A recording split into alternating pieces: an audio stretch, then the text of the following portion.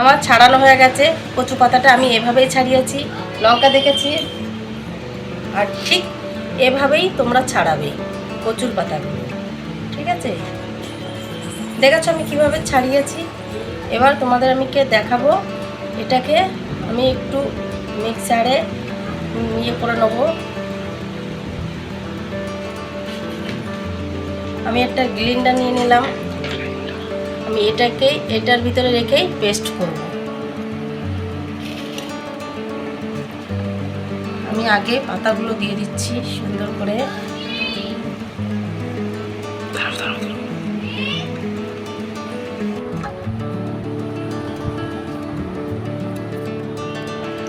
দেখো বন্ধুরা, আমার পেস্টটা হয়ে গেছে। এবার এটা কিভাবে তৈরি করব সেটা তোমাদের দেখাচ্ছি। চলুন তাহলে দেখা যাক এটা কিভাবে তৈরি করতে হবে। কড়াইটা আমার গরম হয়ে গেছে। এবার আমি কড়াইতে তেল দিয়ে দিচ্ছি। কেউ সাদা তেল দিয়েও করতে পারো, আমি সর্ষের তেল দিয়ে করেই দেখাই।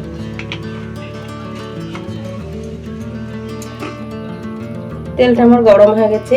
আমি কালো জিরাগুলো দিয়ে দিয়েছি।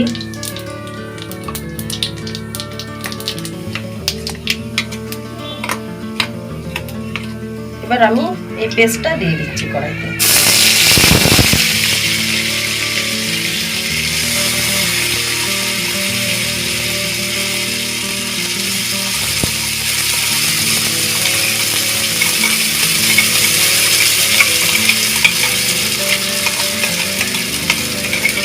এই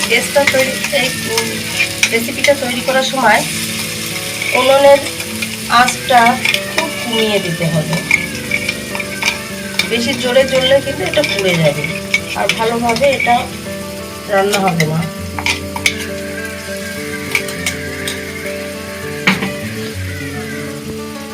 আমি একটু হলুদ দিয়ে দিচ্ছি, কিছুটা লবণ দিয়ে দিচ্ছি।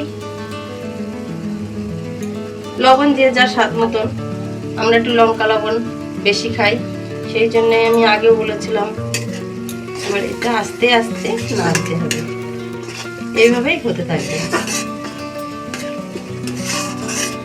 এইভাবে 10 মিনিট এইভাবে নাড়াচাড়া করতে করতে এটা সুন্দর হয়ে যাবে। এইভাবে করে খেয়ে দেখবেন, খুব ভালো লাগে। অনেকে হয়তো ভয় পাচ্ছে যে গলা ধরবে, না, এভাবে করে খেয়ে দেখবেন একটুও গলা ধরবে না। আর খুবই টেস্টি। মাছ মাংস বাদ দিয়ে এটা দিয়েই আপনি ভাত খেয়ে নেবেন পুরোটা।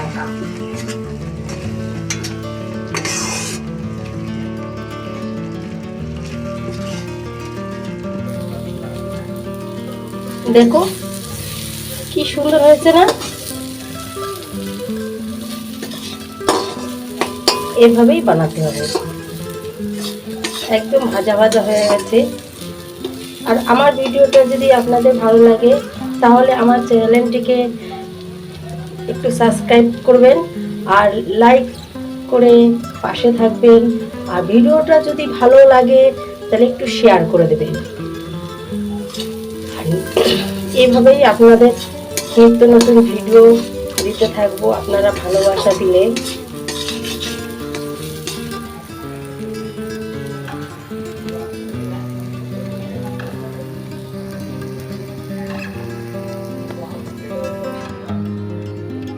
দেখো রেসিপিটা কত সুন্দর হয়েছে।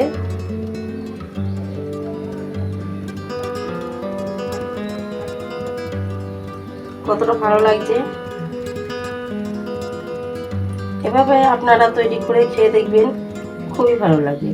অনেকেই জানে না এই মানকচুর পাতা বাটা খাওয়া যায়। আমার কাছে তো খুবই ভালো লাগে, আমার পরিবারের কাছে, সবার কাছে ভালো লাগে। আপনারা একবার বানিয়ে খেয়ে দেখবেন, খুবই ভালো লাগবে।